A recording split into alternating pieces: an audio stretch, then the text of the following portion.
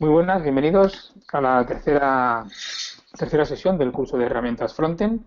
Hoy veremos buenas prácticas en CSS con Nahuel. ¿Qué tal, Nahuel? Hola, ¿qué tal a todos? Empiezo. A ver, Perfecto. ¿sí? Dime. Digo, sí, sí, perfecto, adelante. Si quieres comenzamos con lo del sondeo. Vale, sí, perfecto.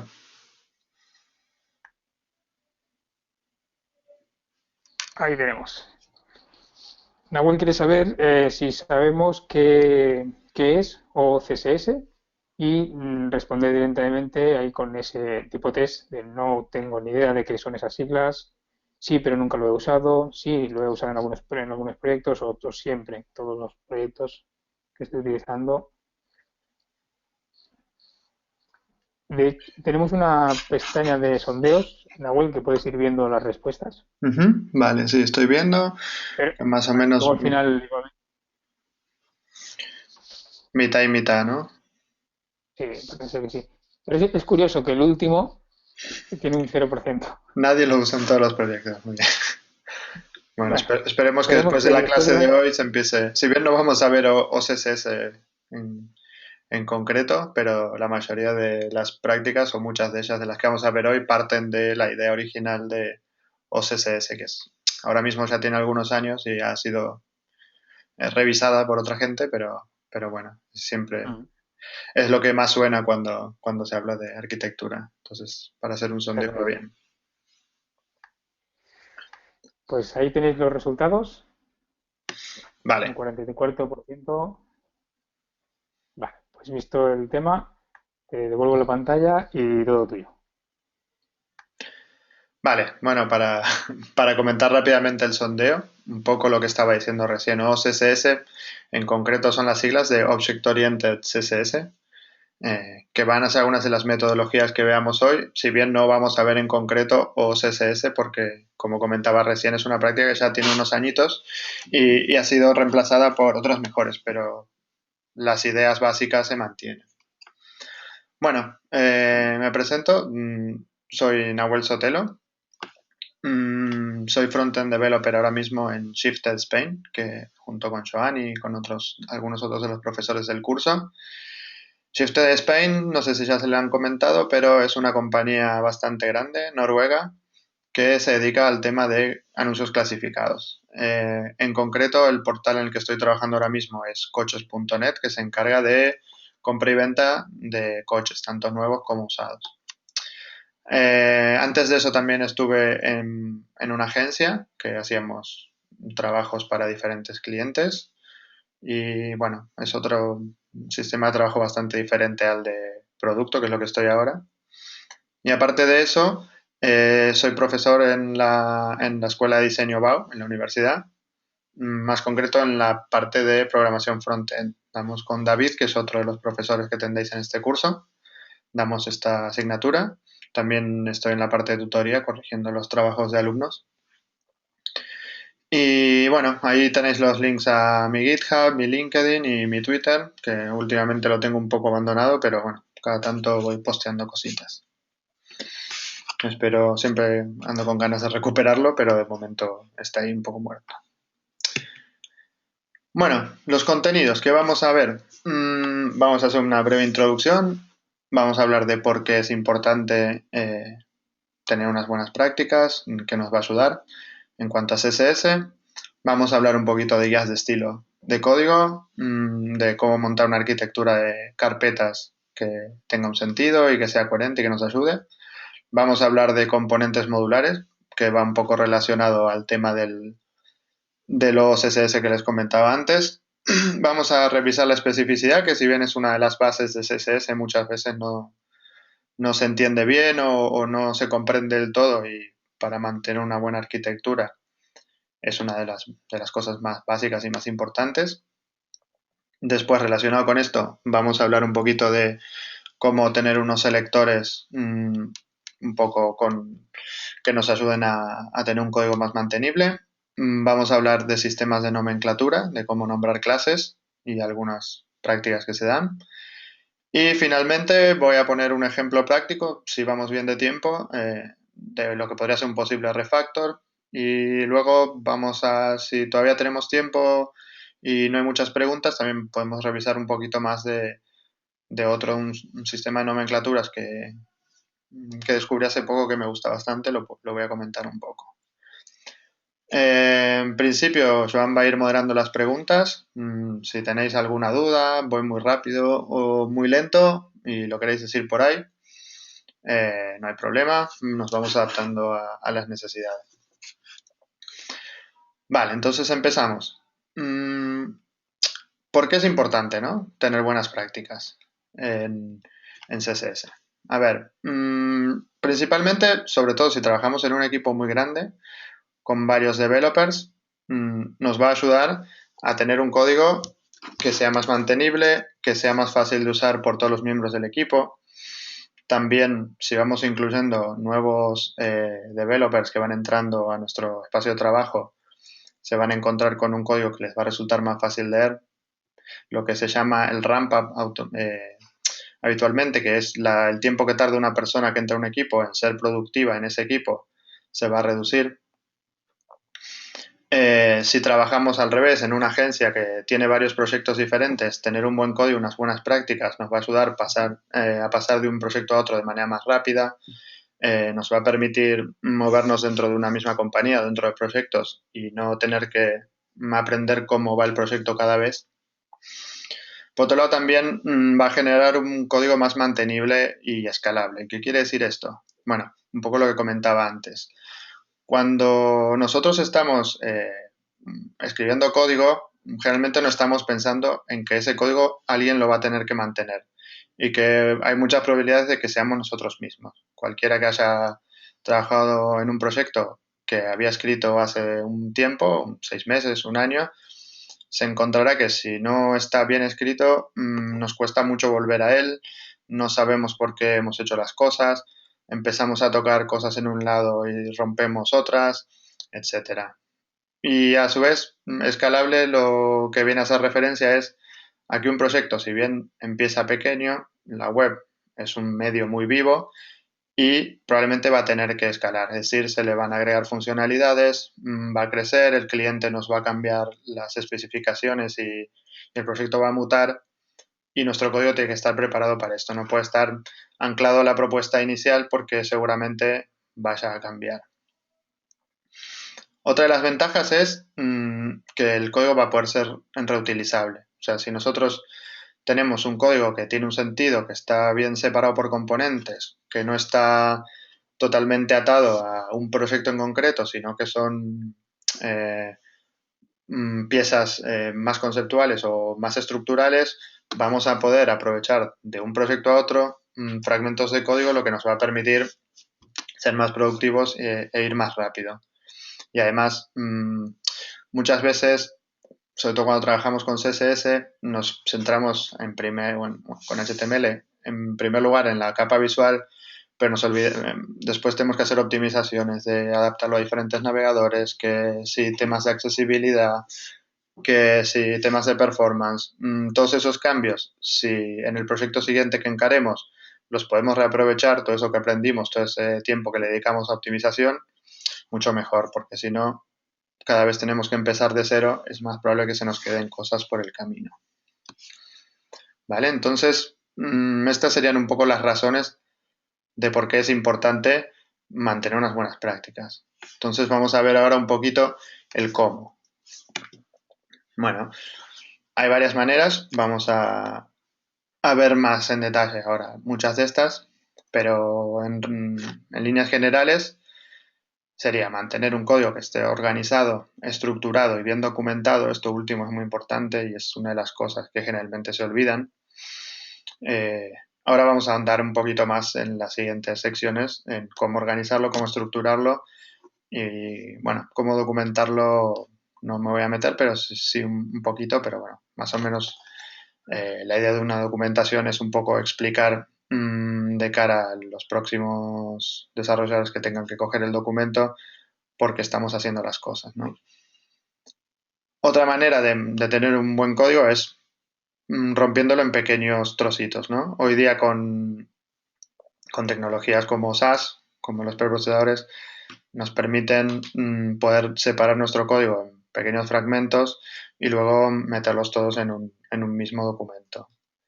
Esto va a hacer que el día que tengamos que hacer un cambio, no tengamos que buscar los cambios en un archivo de 5.000 líneas, sino que lo vamos a tener en trozos mucho más controlables. Vale, ahora también vamos a ahondar un poquito más en esto. Otra cosa importante es que hay que separar los componentes de su contexto. ¿A qué me refiero con esto? Bueno, vamos a hablar ahora un poquito más de qué es un componente, pero básicamente me refiero a que si, por ejemplo, tenemos un pequeño menú, por ejemplo, de navegación, no debería estar atado a lo que es ese proyecto en concreto, sino que nos podríamos llevar ese menú a otras partes de la página o incluso su estructura a otros proyectos y debería funcionar igual, ¿vale? Ahora vamos a ahondar un poquito más sobre esto. Y por último, hay que acostumbrarse a refactorizar continuamente, es decir, una vez si tenemos un approach más del tipo Lean, vamos a generar un código que funcione lo más rápido posible, pero después vamos a volver sobre él y vamos a ir mejorándolo, ir mejorándolo. Si un código más adelante empezamos a encontrar patrones o empezamos a encontrar cosas que se puedan mejorar, no hay que tener miedo a tocar un código. Si nuestro código está bien separado, es independiente cada parte de las demás, vamos a poder tocarlo y cambiarlo sin miedo a estar rompiendo nada. Vale. Entonces, verán que al final de cada sección les voy a poner una serie de enlaces que amplían un poquito lo que estuve explicando. En este caso concreto os he puesto un enlace a una charla y un artículo. ¿Vale? Voy a comentar un poquito sobre la charla de Harry Roberts. Si veréis que van a salir muchos enlaces de Harry Roberts, para los que no lo conozcáis, es un chico bastante joven, pero que es consultor y se especializa mucho en tema de arquitectura. Si a los que estén interesados en tema de arquitectura CSS, es una de las personas más interesantes hoy día a seguir. Tenía un blog que se llama, bueno, todavía se llama CSS Wizardry, aunque hoy es difícil encontrar el nombre porque él ya ha dicho varias veces que se arrepiente de haber cogido ese nombre, que no le gusta. Y esta charla en concreto es como una continuación o una reinterpretación o actualización de la charla original de Nicole Sullivan, que fue la primera en salir con el concepto de OSS. No os he puesto el enlace a esa charla, la podéis buscar. Se llama, Joan, si la puedes poner en el chat porque ahora me arrepiento de no haberla puesto. Muy interesante. Se llama Our Best Practices Are Killing Us. Bueno, es donde se introduce el concepto este de OSS y cuenta cómo hicieron un refactor de Facebook entero. Es muy interesante. Bueno, esta charla de Harry Roberts toca un poquito los mismos conceptos, pero un poquito más actualizados. A mí me gusta más. Pero bueno, la otra a nivel histórico es interesante verla también. Y por otro lado, un artículo de Dennis Jacobs sobre arquitecturas CSS. Lo que vamos a ver un poco también va en línea con este artículo. Vale la pena leerlo. Vale. Bueno, guías de estilo. Lo primero que vamos a hablar es de guías de estilo. ¿Qué es una guía de estilo de código? Una guía de estilo básicamente es un documento en el que varios desarrolladores se ponen de acuerdo sobre la manera de escribir código. No sé si los que estuvieron en la clase abierta, no sé cuántos habrá aquí, Joan estuvo viendo, entrando en una guía de estilo en concreto, que por ahí os he puesto el enlace. Además, bueno, en las siguientes slide veréis que hay varios enlaces. Pero bueno, volviendo a lo que decía, una guía de estilo lo que hace es lo que pone un poco en el slide, ¿no? Genera un código que es más legible y fácil de mantener. ¿Esto por qué? Porque todos los desarrolladores, digamos que están hablando el mismo idioma. Van a ordenar las propiedades de una determinada manera, usar un tipo de espaciado, un formato de texto, etcétera. Y esto hace que el código al acostumbrarse todos a trabajar de la misma manera, sea mucho más fácil de leer. También disminuye la cantidad de errores. ¿Por qué? Porque si tenemos unas buenas prácticas a la hora de escribir código, por ejemplo, ordenar las propiedades de una determinada manera, nos va a ayudar a que si tenemos, por ejemplo, una propiedad duplicada al principio y al final de un selector, la vamos a ver mucho más fácil porque si lo ordenamos, por ejemplo, por orden alfabético, van a quedar juntas. O, por ejemplo, si nos olvidamos de cerrar una llave o cualquier cosa de estas, nos va a ayudar, ¿no? Ahora veremos que hay herramientas que nos van a monitorizar que estemos siguiendo la guía automáticamente, no es que lo vamos a tener que hacer manualmente. Por otro lado, refuerza las buenas prácticas, por esto que os comentaba, o sea, imaginaros que estáis en un trabajo donde sois 4 desarrolladores seniors, tenéis una guía de estilo muy clara y el día de mañana entra un chico nuevo, un becario.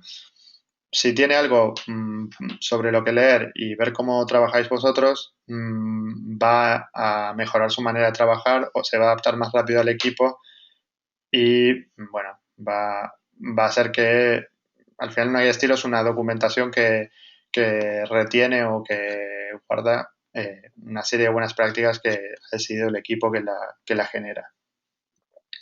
Y bueno, esto mismo lo último que pone, ¿no? Que hay varios desarrolladores, sin importar el nivel de conocimiento que tengan, todos van a, se supone, escribir un código bastante similar, lo cual es muy bueno porque no nos encontraremos que estamos haciendo las mismas cosas de diferentes maneras. ¿Vale? Os he puesto aquí unos links a algunas guías de estilos. Creo que la última es la que os puso Joan en la clase abierta. A mí en concreto me gusta mucho la segunda, que para los que escriben SAS es muy completa, tiene muchos enlaces muy interesantes y se puede aprender mucho leyéndola. ¿Vale? Les recomiendo cuando tengáis un rato, un poco de paciencia o un viaje de metro largo, le echéis un ojo porque está muy muy bien. La de SAS Guidelines. ¿Vale? Bueno, antes os hablaba de herramientas, ¿no? Tendréis una clase más específica sobre linting más adelante, creo que con David. Vale, ¿qué es una herramienta de linting? Lo explico muy rápido, pero bueno, lo veréis más adelante. Básicamente es una herramienta a la que nosotros le asignamos una serie de reglas. Por ejemplo, ponme los indentados con dos espaciados, no una tabulación, no 4 espacios, dos espaciados. O entre reglas SS y reglas SS, hazme un salto de línea. O ordéname las propiedades por orden alfabético. Todo eso lo vamos a meter en una herramienta de automatización, como puede ser Grunt o Gulp, que vais a ver en este curso. Y cada vez que nosotros guardemos nuestro archivo o que nosotros le digamos a la herramienta que se ejecute, depende cómo lo tengamos configurado, eso se va a correr y si nos estamos saltando estas reglas nos va a dar un aviso o incluso nos puede dar un error que nos impida continuar el proceso de compilado. Al principio esto puede parecer un poco incómodo porque nos va a estar dando un montón de errores, pero con un poquito de tiempo nos vamos a acostumbrar a escribir mejor código y se va a asegurar que todos los desarrolladores que trabajan en el proyecto lo escriban más o menos de la misma manera. La segunda, CSS.com es una herramienta que procesa las reglas similares a las del lint, pero se las aplica él a nuestro CSS automáticamente. Esto nos sirve sobre todo para cuando decidimos que vamos a usar una guía de estilos, pero cogemos un proyecto legacy con un código que ya estaba hecho sin tenerlas en cuenta. Es una manera rápida de optimizarlo para que se adapte a nuestra guía. Tiene plugins tanto para Sublime como creo que para algún otro editor de código y también tiene plugins para poner en un Gulp o en un Grunt. Y por último, el editor config es un fichero que nosotros podemos compartir en nuestro repositorio de Git o pasarnos con otros desarrolladores y que trae una serie de configuraciones para el editor de texto, por ejemplo, hay plugins también para Sublime, etcétera, y que ya cuando nosotros abramos un documento nuevo, nos van a poner cosas como el indentado que tiene que llevar y otro tipo de reglas para que todos tengamos la misma configuración en el editor de código. Entonces, muchas de estas cosas que hablamos antes ya las tengamos predefinidas sin tener que ponerlas a mano. ¿Vale? Luego todos estos enlaces ya nos está poniendo en el chat y también los tendréis en las slides. Bueno, Nahuel, sí, de dime. hecho, me habían pedido las slides y he buscado en tu GitHub, he visto que las tenías allí y ya se lo he puesto. O sea que es posible que alguno esté siguiendo directamente también las slides Vale, en perfecto. paralelo. Vale, si hasta aquí no hay ninguna duda, yo voy siguiendo, pero en algún momento si hay alguna pregunta, ponedla en el chat que no hay problema. Perfecto. Vale, visto esto de un poco lo de la guía de estilo, vamos a entrar ya en lo que es una arquitectura de carpetas, o sea, cómo organizar un proyecto, los directorios, como para que siempre tengamos un cierto sentido y una misma estructura y podamos encontrar las cosas mucho más fácil. Vale, hoy día los preprocesadores nos permiten importar ficheros, ¿no? Que antes también se podía hacer en CSS, pero tenía problemas de performance y además al final acabas haciendo muchas requests al servidor que no era lo más óptimo. Hoy con los preprocesadores lo importamos los ficheros en SAS y acabamos generando un único fichero CSS. Esto lo que nos permite es poder separar, como decía antes, nuestro código en pequeños trocitos y que acaben todos en un mismo sitio, que en principio es mejor para la performance. Digo en principio porque ahora todavía está muy verde, pero se está trabajando ya el protocolo HTTP2, que si bien no soy un experto, no voy a meterme mucho en el tema, pero se supone que trabaja mucho mejor, es mucho más rápido con pequeños ficheros en lugar de con un fichero grande. O sea que es lo contrario a lo que nosotros estamos haciendo ahora en el HTTP1. Ahora mismo está implementado en casi todos los navegadores modernos, pero no del todo. La implementación no es al 100%, pero bueno, estar atentos a que muchas de las reglas de performance que hoy día son válidas probablemente vayan a cambiar en el futuro próximo. No digo cercano porque no tengo muy claro cuándo se va a acabar implementando, porque no solo es que se actualicen los navegadores, sino que la tecnología de servidores también empiece a mandar las cosas, las páginas por HTTP2. Pero bueno, a día de hoy todavía sigue siendo una buena práctica enviar un solo fichero en lugar de varios. ¿Vale? No sé si en este curso en concreto hay alguna, creo que sí que hay alguna clase de performance, supongo que ahondarán un poquito más en detalle sobre este tema. ¿Vale? Entonces, como decía, es mejor centralizar en un solo fichero que puede llamarse main, style, son como dos convenciones bastante normales, que lo único que tienen son imports a otros ficheros, no tienen en sí reglas específicas. O sea, no hay contenido CSS más que el importar. Ahora, unas slides más abajo veréis un ejemplo de esto. ¿Vale? Entonces, esto nos permite generar una arquitectura de carpetas. Si nos ponemos a buscar en Internet, y de hecho os pongo unos links más abajo, veis que hay varias arquitecturas diferentes. Pero lo importante aquí es quedarse con que ninguna de estas está pensada para nuestro proyecto en concreto. Entonces, es importante que las usemos de base, pero acabemos adaptando a lo que son las necesidades de nuestro proyecto. Porque no todos los proyectos son iguales, seguramente no necesitemos las mismas carpetas exactamente, pero bueno, siempre va bien tener una base. Y la clave en cómo crear una arquitectura de carpetas que sea coherente es tener claro la función de cada selector que utilicemos y poner ese tipo de selector o ese tipo de regla en un archivo correspondiente. Ahora veremos unos ejemplos para que esto se entienda mejor. Pero es muy importante cuando escribimos un selector o cuando estamos escribiendo un trozo de CSS, tener claro la función que va a tener eso o el tipo de reglas que vamos a adjuntar. Ahora esto es un poco abstracto, pero lo veremos mejor. Voy a poner un ejemplo concreto que es el patrón 7.1, que es el que trae la guía de estilo que os comentaba antes de SAS Guidelines y que a mí me gusta mucho, sobre todo a nivel didáctico, para ver los distintos de estilos o distintas reglas que podemos tener en un proyecto. ¿Vale? ¿Por qué se llama 7.1? Porque son 7 carpetas que acaban compilando en un único archivo. Vamos a tener, aquí tenéis, si tenéis acceso a las slides, pues hacer un scroll, veréis que hay una carpeta de base, componentes, layout, pages, themes, utils y vendors. Y todos estos acaban en un mismo archivo CSS. Vale, ahora vamos a entrar un poquito más en detalle en cada una.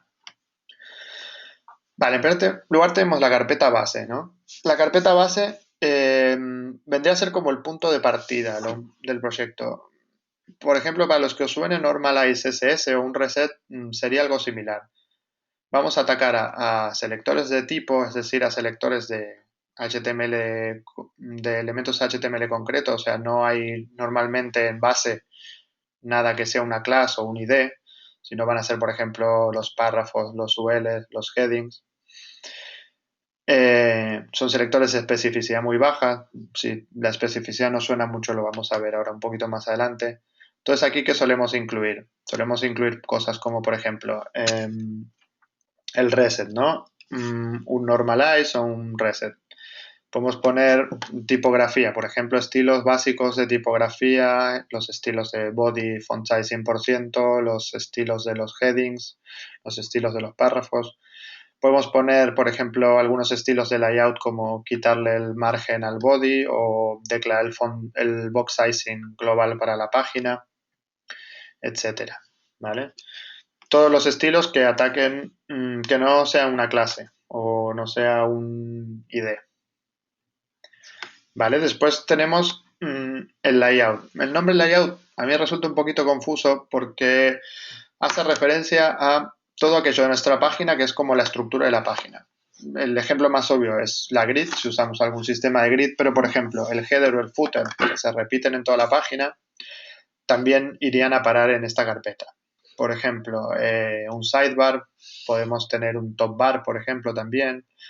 Si tuviéramos algún sistema de banners que es una L de banners, que se suele ver mucho, que esté siempre en nuestra página, también podría ir a parar esta carpeta. Básicamente es todo aquello que es estructural de la página.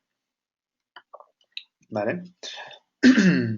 Por ejemplo, aquí se ve navigation, grid, header, footer, sidebar.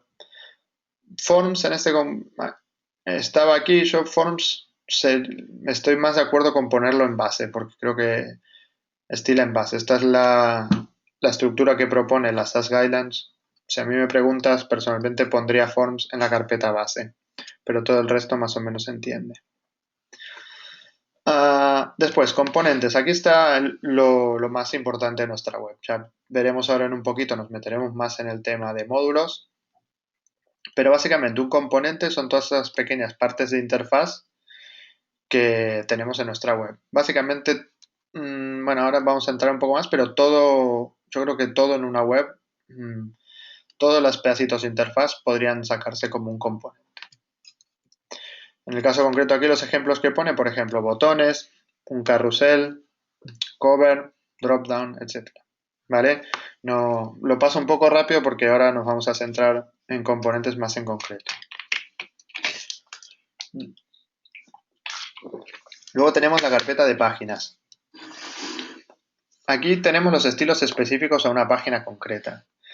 Dependiendo cuán modular sea nuestra aplicación o nuestra web, aquí va a haber poca cosa, porque si todos los componentes son realmente reutilizables, está en la carpeta componentes. Pero bueno, siempre puede haber, por ejemplo, una excepción que sea la página de home o la página de preguntas frecuentes o el foro. Bueno, estilos que sean de una página concreta los vamos a poner aquí. ¿Vale? No hay mucho más que explicar. Los ejemplos que pone aquí son, por ejemplo, el home, el contacto. Pero si trabajamos, como decía, con un layout, con una buena grid y con componentes, iría muy poquita cosa aquí. Luego la carpeta de themes es una carpeta que sí que es muy específica de algún proyecto en concreto. Personalmente no la suelo usar, pero bueno, si en algún momento estamos trabajando con un proyecto que por alguna razón tiene que ser tematizable o, por ejemplo, hacemos temas, si es una web corporativa, por ejemplo, para Navidad, hacemos alguna cosa concreta, alguna campaña o algo así, se puede poner aquí para que no ensucie el resto de las carpetas. Es como una cosa que es temporal o que la puede configurar el usuario, pero bueno, es una carpeta que es un poco concreta y que no va a aplicar en todos los proyectos. ¿Vale? Por ejemplo, a ver aquí los ejemplos que nos pone. Bueno, aquí nos pone también, por ejemplo, un tema de administrador que puede ser, imaginaros, en una aplicación que a la hora de editar cambie un poco para el administrador. Bueno, también puede ir en esta parte. La carpeta de utils es otra de las más útiles, valga la redundancia. Y vamos a poner aquí todo aquello que sea, sobre todo esta carpeta tiene sentido si trabajamos con preprocesadores. En general en CSS normal no vamos a tener utils, pero si estamos trabajando con SAS es muy probable que tengamos cosas como mixins, variables, funciones, etcétera. Y es es lo que vamos a poner en esta carpeta. Por regla general, los contenidos de esta carpeta no se van a compilar, o sea, no van a ser todo herramientas que usemos dentro del resto de los estilos. Una excepción a esto puede ser si tenemos una pequeña hoja de helpers. ¿Qué es un helper? Por ejemplo, un helper podría ser un clearfix o una clase de image replacement o una clase de ocultar contenidos de manera accesible. Son pequeñas utilidades, pequeños asistentes que podemos tener para usar en diferentes partes de la web y que hacen una tarea en concreto. O sea, son muy buenos haciendo una cosa, pero no nos ayudan a complementar otros estilos. Si esto no se entiende, preguntar porque igual es un poco abstracto. Pero bueno, el ejemplo más claro es el clearfix. Cualquiera que haya usado un clearfix para hacer un clear de floats, bueno, eso es un ejemplo de helper. Y a ver, por ejemplo, aquí los ejemplos que nos pone es las variables, las funciones, los mixing y los helpers. Vale. Las variables es una cosa que hay gente que les gusta ponerlas dentro del componente que las está usando y hay gente que prefiere tener un archivo con todas las settings, las variables del sitio. Eso ya queda un poco a elección de cada uno, pero bueno, es un buen lugar para guardarlo. Y por último tenemos la carpeta de vendors, que es donde vamos a poner todos los estilos que no hayamos escrito nosotros. Es decir, por ejemplo, imaginaos que estamos usando Twitter Bootstrap, pues bueno, vamos a ponerlo ahí. O que estamos usando un sistema de grid como puede ser SUSI o Singularity, van a ir a parar a vendors. O que nos hemos bajado un plugin de jQuery que tiene un calendario y viene con unos SS, lo vamos a poner aquí. Básicamente lo que estamos diciendo al poner un estilo en la hoja de vendors es, este estilo no los hemos creado nosotros, no me hago responsable del todo de lo que pueda haber aquí, ¿no? Es como estilos que sabemos que no hemos hecho nosotros. Muchas veces ni siquiera vienen en SAS y hay que cambiarles la extensión para que puedan compilar bien, ¿vale? Entonces, ¿cómo quedaría un archivo main CSS? Por ejemplo, quedaría algo así. Un import a cada uno de las hojas de estilo que están dentro de estas carpetas. Vale, esto al final acabará generando un solo fichero. ¿Qué es importante tener en cuenta para la hora de decir una arquitectura de carpetas? Una vez más, lo que decía antes, ¿no? Adaptarlos a las necesidades de nuestro proyecto. Para los que sepáis un poco lo que es la metodología Lean, es lo que yo aplico para este tipo de cosas. Es decir, no empezar creando 7 carpetas que van a estar vacías, sino ir creándolas a medida que vayamos generando los estilos. Por ejemplo, si todavía no tengo ningún mixing o ninguna variable, no tiene sentido tener una carpeta de utils. Cuando ya tenga que escribir mi primera variable, pues ahí iré y crearé la carpeta utils. Lo mismo con vendors. Por ejemplo, si no estoy usando ningún plugin externo, no vamos a crear la carpeta vendors hasta que la necesite, porque si no lo único que hacemos es añadir ruido a nuestra arquitectura. Entonces empezamos con lo que necesitamos, seguramente con la carpeta de base, y a partir de ahí vamos creciendo a medida que lo vayamos necesitando. Una variante que estoy usando yo ahora mismo de esta arquitectura es una mucho más simple que solo tiene 3 carpetas, componentes, utils y vendors, porque veremos ahora cuando hablemos de módulos, pero el enfoque que estoy haciendo yo personalmente con arquitecturas CSS es intentar que todo sea un módulo, incluso cosas como el grid o como el reset de tipografía. Entonces, de esa manera solo necesito la carpeta módulos, puedo prescindir de la carpeta base o de la carpeta layout. Luego las utils sigue siendo lo mismo, son cosas que me ayudan y que no compilan, y los vendors por si necesito algún vendor externo. Pero bueno, eso me da una carpeta, una arquitectura un poquito más sencilla, aunque es verdad que la carpeta de componentes luego queda bastante grande. Una cosa que no dije es que si vemos que nuestra cantidad de hojas de estilo empieza a crecer mucho, podemos crear subcarpetas dentro de cada una de estas, ¿no? Nada dice que no podemos tener, por ejemplo, dentro de la carpeta de componentes, una carpeta subcomponentes para una página en concreto, o, por ejemplo, separar los distintos helpers de la carpeta utils, cada uno en un pequeño archivito, un archivo para el clearfix, un archivo para el visual y hidden, etcétera, y luego tenemos una carpeta helpers, etcétera. Vale. Bueno, Sí, dime. si quieres, antes de finalizar esta columna de este tema, han surgido un par de preguntas. Sí, Una de ellas es cómo ordenamos los media queries. No sé si más adelante lo vas a tocar o... no tenía nada eso en las slides, pero vale. Personalmente, lo que suelo hacer yo es poner un media query dentro de cada selector. O sea, si estoy atacando un selector con un media query, lo pongo ahí mismo. Cuando es una cosa que es muy diferente, lo que es en móvil o lo que es en desktop, y lo estamos separando por componentes, otra opción es poner todos los estilos del media query debajo, o sea, hacer primero el mobile first, todos los estilos de móvil, y abajo los de desktop. Por ejemplo, se me ocurre el caso de la cabecera o el header de una página, donde suele ser muy diferente lo que es en desktop a lo que es en mobile. Pero por regla general, si es un pequeño media query que ajusta un padding o un tamaño de tipografía, mejor creo yo ponerlo dentro del selector que estamos modificando. Perfecto, con tu permiso les comparto el de SAS Guidelines. Precisamente tiene un punto que es el uso de los media queries Vale, y perfecto. justamente comenta eso. Otra duda que ha salido es cuando estabas mostrando los imports, es si hay algún límite de imports que se puedan poner en una carpeta main, bueno, en un archivo main. Mm, yo tengo entendido En que SAS. no. No llego a ver la pregunta entera, pero pone algo de repercute. No sé por qué el... Si haces un clic en la Ah, parte vale, sí. inferior verás la pregunta. ¿Repercute muchos imports en el rendimiento de la página? A ver, vuelvo a lo que dije antes. Hay que diferenciar lo que es un import en un preprocesador como SAS y lo que es un import en CSS. Un import en CSS sí que repercute al rendimiento de la página, porque cada import va a ser una llamada al servidor. Y además, si mal no recuerdo, hay algunos navegadores antiguos que tienen problemas con los imports de CSS. Pero en cambio, un import en un proyecto SaaS no va a repercutir porque todo acabará compilado, o sea, no va a repercutir al usuario porque todo acabará compilado en una sola página.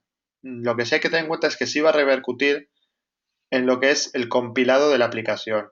Yo he trabajado en proyectos muy grandes con muchísimos imports, muchísimos saltos de archivo a archivo, y sí que se empieza a notar el grunt o el gulp un poquito más lento a la hora de compilar. Entonces, cada vez que guardemos, vamos a tardar un poquito más en ver los cambios, pero al usuario final no le va a afectar en nada. Entonces, hay que encontrar ¿cómo se dice? Un punto intermedio. Pensar que también cuantos más archivos generéis, podéis tener un problema luego para encontrar dónde está cada cosa, si no nos gestionamos, por ejemplo, con lo que mencionaba antes de subcarpetas, ¿no? Y también tenemos que pensar que si tenemos que generar tantos archivos, por ahí hay un problema ahí de diseño o de, ya no tanto de arquitectura CSS como de arquitectura a nivel de diseño y de UX, ¿no? ¿Por qué tenemos tantos componentes diferentes? Igual es que estamos teniendo una interfaz un poco demasiado cargada, ¿vale? ¿Alguna pregunta más? No, ¿no?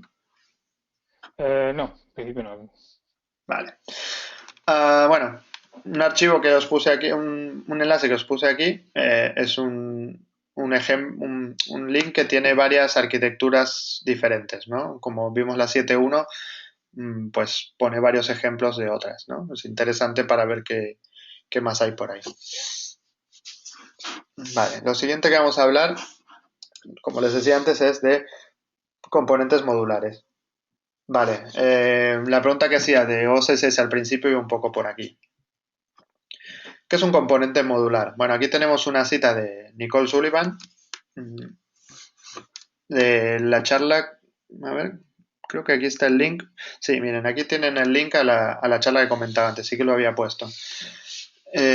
Bueno, ella dice que un módulo, he puesto módulo, puede ser, a veces vais a encontrar objeto, a veces vais a encontrar componente, módulo, pero un poco hacen referencia todos a lo mismo, ¿no? Es un patrón visual que se repite y que puede ser abstraído como un pequeño fragmento de código HTML, CSS e igual JavaScript también, ¿no? Puede tener un comportamiento. Por ejemplo, aquí esta imagen la he sacado de la página de BEM, ya veremos ahora un ratito lo que es BEM. ¿Cómo se podría romper una cabecera en diferentes módulos, ¿no? Por ejemplo, podemos tener un menú con tabs, un módulo de buscador, un módulo de logo, un módulo de login y a su vez todos esos son partes de un módulo más grande que es la cabecera, ¿no? Un poco el concepto de arquitectura modular es este. Vale, ¿qué características tiene que tener un componente, ¿no? Bueno, son fragmentos de interfaz que cumplen una única función. Si volvemos al ejemplo anterior, por ejemplo, el componente de logo, su única función es presentarnos la marca o la seña de identidad de la página, ¿no? Si, por ejemplo, el login, su única función es que el usuario pueda introducir ahí su contraseña y su nombre y pueda darle al botón de entrar al sitio. El buscador, bueno, creo que se entiende un poco el concepto, ¿no? Y a su vez la cabecera es gestionar todos los componentes que están en la parte superior de la página, ¿no? Ese es como un módulo cuya función es ordenar o tener un layout para otros módulos. ¿Vale? Otra característica, son independientes tanto de su contexto como del resto de los componentes. ¿Esto qué quiere decir? Que, por ejemplo, el módulo de buscador, que se ve aquí, el azul, realmente él no sabe que está en la cabecera. La que se encarga de gestionar cómo se posiciona va a ser la cabecera y por ahí la cabecera tiene un contenedor para ese módulo, ni siquiera sabe lo que va a ir dentro de ese contenedor. ¿Esto qué quiere decir? Que si yo cojo el componente de search y me lo llevo, por ejemplo, al pie de la página, debería funcionar exactamente igual. Puede que lo quiera cambiar de estilo, pues tendré que, ahora veremos, aplicar un modificador, pero en principio ese componente, si yo me lo llevo tal cual, debería verse exactamente igual, debería ser predecible, yo podría prever cómo va a funcionar ese componente en otras partes de la página. Y a su vez, si yo cambio algo en el módulo de autor, o sea, de login, no debería afectar en nada al módulo de logo, son independientes entre sí. Es decir, que yo puedo ponerme a tocar y a refactorizar entero el módulo de login y sé que no va a estar afectando a ninguno de los otros componentes. Vale, esto es muy importante. ¿Por qué? Porque los que hayan trabajado en un proyecto CSS muy grande sabrán lo doloroso que puede ser tocar cualquier cosa, porque normalmente estamos tocando una cosa en una página, estamos rompiendo otra cosa en otra página, nos damos cuenta, vamos a otra página, lo intentamos arreglar y rompemos algo en una tercera. Esto es porque los componentes tienen mucha dependencia entre sí y no están bien separados, ¿vale? Por esto mismo que decía antes, son reutilizables, o sea, puedo coger un componente y llevármelo no solo de una parte de la página a otra, sino que lo ideal sería que me lo pudiera llevar de un proyecto a otro. Luego igual le cambio los colores o le cambio un poquito el estilo, pero un buscador siempre va a ser un campo de input con un botón al lado. No debería tener que escribirlo cada vez de cero, ¿vale? Y esto nos va a acelerar mucho el desarrollo de futuros proyectos. Y por último son autocontenidos, es decir, que no filtran estilos a otros componentes. Es decir, que los estilos que yo pongo en un módulo los voy a crear de una manera que no me afecten por cascada al resto de los módulos y que no me estén creando estilos que no quiero en otras partes de la página. ¿Vale? Aquí os pongo unos enlaces bastante interesantes. Primero es Atomic Design, que es una metodología que habla de todo este diseño modular un poquito más enfocada a lo que es el diseño de UI. O sea, esto por ahí lo podéis usar vosotros o se lo podéis pasar a los que trabajáis con diseñadores para que se lo miren. Porque todo esto de los módulos, si bien es una metodología del CSS, es muy difícil de llevar a cabo sin la complicidad del departamento de diseño, ¿no? Los diseñadores tienen que pensar en módulos y tienen que poder diseñar sistemas modulares para que nosotros luego lo podamos implementar. Entonces, bueno, este artículo es bastante interesante para que los diseñadores lo tengan en cuenta.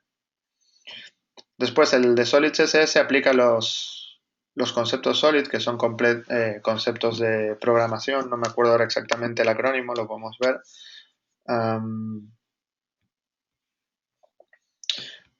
Que hace referencia a Single Responsibility Principle, Open Close Principle, Scope Substitution Principle, Interface Segregation Principle y Dependency Inversion Principle.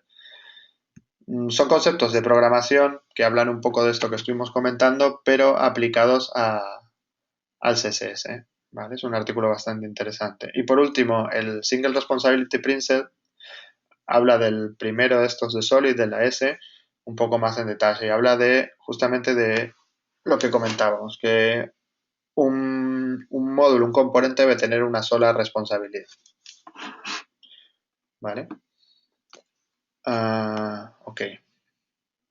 Vale, ahí veo que pone en el chat que alguien se ha implementado Atomic Design y es muy recomendable, sí, estoy de acuerdo. De hecho, por ejemplo, una página que sé que usa Atomic Design y que está muy bien, bueno, una aplicación es Spotify.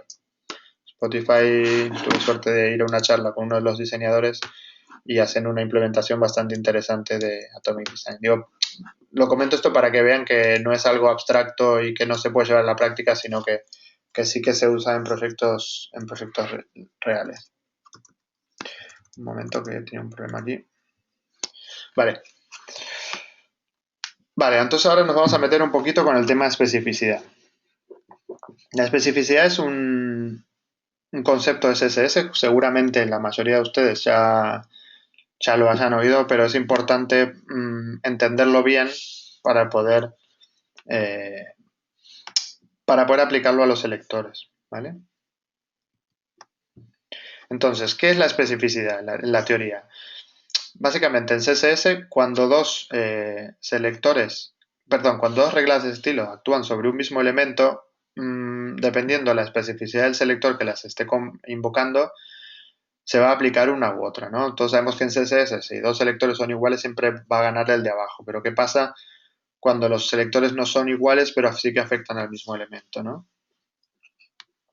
Entonces, la especificidad es la que se encarga de resolver estos conflictos.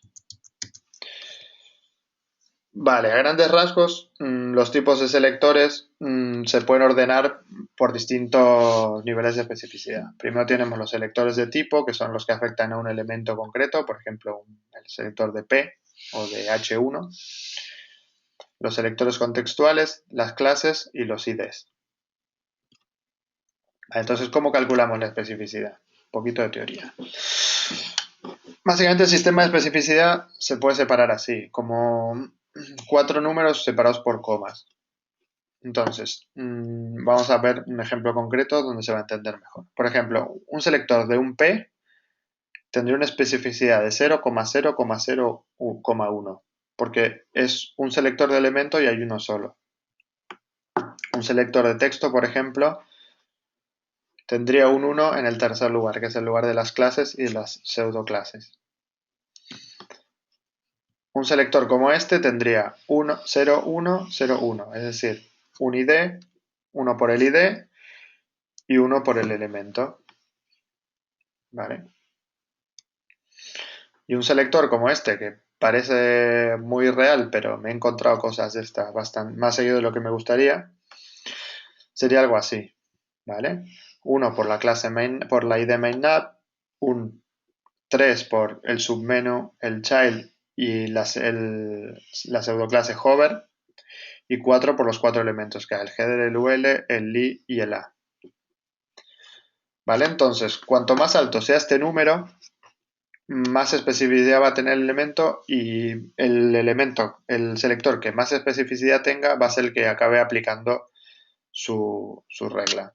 ¿Vale? Tener en cuenta que esto no es 134, es 0,1,3,4. ¿Esto por qué lo digo? Porque podría darse el caso, muy raro, pero que algunos de estos elementos, algunos de estas secciones tenga más de 10. Entonces podríamos tener un caso como 0,1,15,4, ¿vale? O sea que no es 134. Entonces, ¿qué pasa cuando aplicamos un estilo inline? Pues va en la primera casilla, ¿no? Le gana a cualquiera de los otros tres. O sea, podemos matar un ID. Por eso a veces es tan difícil estilar de algunos plugins que meten muchos estilos por JavaScript. Entonces hay que tener cuidado con esto. ¿Qué tenemos para esto? Tenemos el famoso e infame important.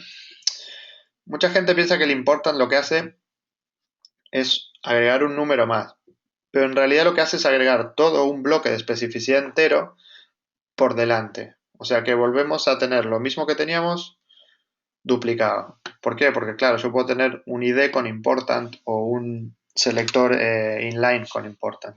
Entonces esto es cada vez se va volviendo más y más difícil de sobreescribir. Sobre el tema de especificidad es muy interesante la charla que les ponía antes de Nicole Sullivan, donde ella explica los problemas que se encontró cuando tuvo que hacer un refactor en Facebook. Y como los desarrolladores, para poder sobreescribir estilos, iban cada vez aumentando y aumentando y aumentando la especificidad hasta que eso se volvió una cosa inmantenible, porque tú aplicabas un estilo y no había manera de saber si iba a actuar o no, porque otra cosa en otra parte del sitio te lo estuviera sobreescribiendo, ¿vale? Entonces hay que intentar siempre mantener la especificidad lo más baja posible. Para esto os he puesto dos enlaces, uno de Chris Coyier, que es el de CSS Tricks, que se llama Estrategias para mantener la especificidad baja, y otro de Harry Roberts, que habla de por qué él no recomienda usar IDs, ¿vale? Entonces, vamos a hablar un poquito de cómo podría ser un buen selector, ¿vale? ¿Qué tiene que tener un buen selector? Vale, sobre todo lo que dijimos, intentar mantener la especificidad lo más baja posible. Tiene que ser sólido, es decir, que no dependa del contexto. Y tiene que ser autodocumentado, es decir, que su función se entienda solo con leerlo. ¿Vale? Ahora vamos a ver ejemplos y vamos a entender un poquito más estas tres cosas. ¿Vale? Hay un concepto que me gustó de Harry Roberts, que es el gráfico de especificidad, y que lo que habla es cómo se tiene que repartir o cómo recomienda el repartir la especificidad a lo largo de una hoja de estilos. Esto no quiere decir necesariamente que tenga que ser el main CSS, sino, por ejemplo, si estamos trabajando, como decíamos antes, por componentes, puede ser dentro de cada hoja de estilo de componentes. Entonces, el gráfico de especificidad, para que lo veáis, recomendado sería este. Esto es un gráfico conceptual, teórico. O sea, no hay ninguna herramienta que, bueno, igual han hecho alguna, pero es para tener una idea, ¿no?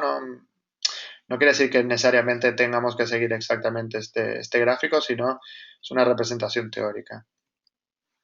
¿Vale? Entonces lo que dice es que es recomendable que la especificidad vaya aumentando gradualmente, empezando con estilos más genéricos al principio de la hoja de estilos y acabando con los casos más específicos. Entonces, podríamos tener al principio del gráfico, no sé si en la pantalla se ve mi cursor, pero al principio del gráfico podríamos tener los estilos, por ejemplo, de tipo, o sea, en los elementos como los P, los forms, bueno, ya de a poquito ir poniendo clases, selectores que por ahí combinen dos clases para formar una tercera cosa y ahí al final, si tenemos algún caso de ID o algún caso muy concreto, subir la especificidad al final de la página.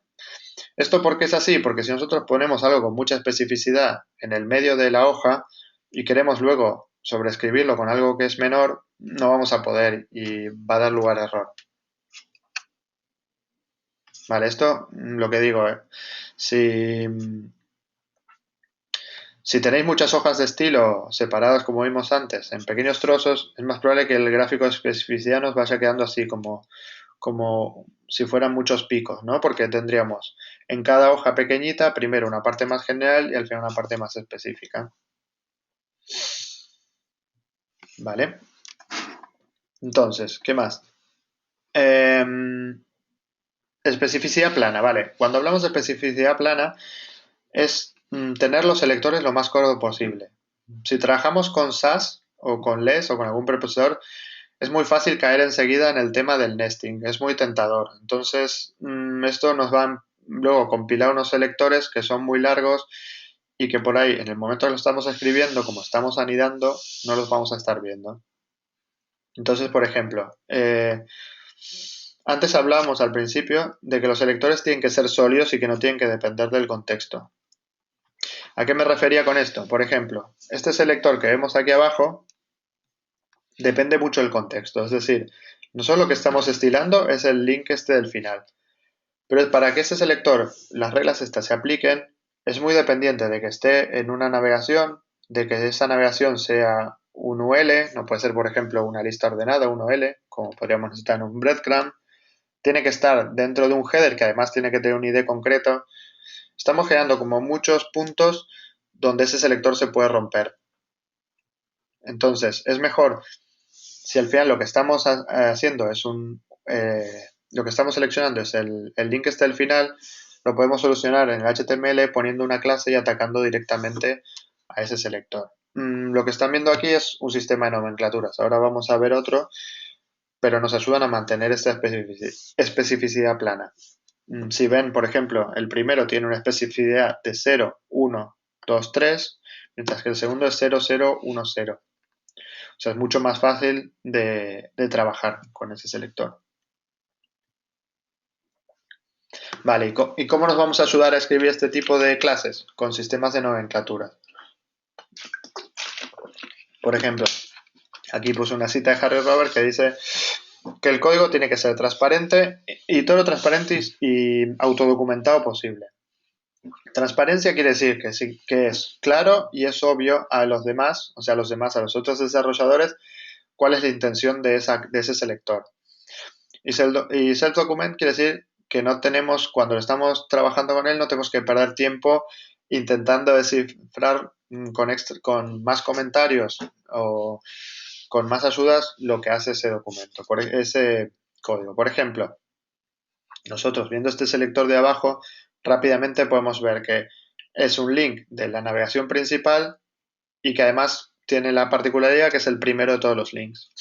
Simplemente leyendo esta clase, sin tener que acá empezar a interpretar, porque por ejemplo, yo aquí, vale, puedo decir, esto está en el main header, en un lab, es una lista y es un link, vale, y es el primero. Sí, pero por ejemplo, aquí no sé si esto afecta a una subnavegación, por ejemplo, ¿qué pasa si hay listas sanidades, ¿no? Si tenemos un menú con un desplegable. Esto no lo puedo saber solamente leyendo este selector, ¿vale? No sé si esto último se ha entendido, pero bueno. Cualquier cosa me preguntáis. Enlaces relacionados aquí. Bueno, una charla muy buena que dio Harry Roberts en Bolonia, en Alemania, sobre conceptos de ingeniería de software aplicadas a CSS. Y abajo un artículo en concreto a uno de esos conceptos que es Cyclomatic Complexity. Básicamente lo que es el Cyclomatic Complexity es una métrica que se usa para determinar cuán complejo es un código y hace referencia a la cantidad de condicionales. No sé cuántos de aquí sabéis de programación, pero un condicional básicamente es como una bifurcación en un camino.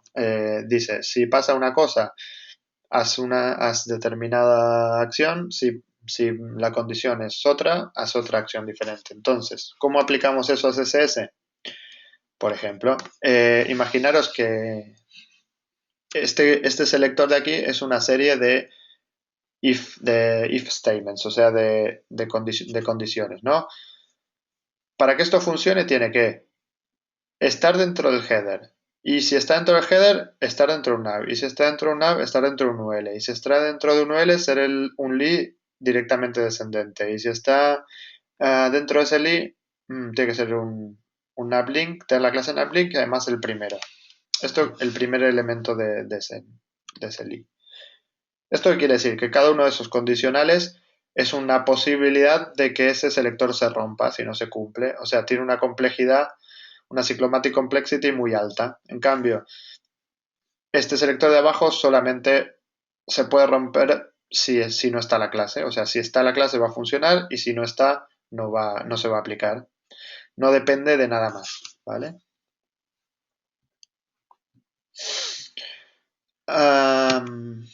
Vale, siguiente. Hablamos de sistemas de nomenclaturas, o sea, de cómo nombrar una clase, algún sistema que podamos ponernos de acuerdo con nuestro equipo para que todas nuestras clases se parezcan.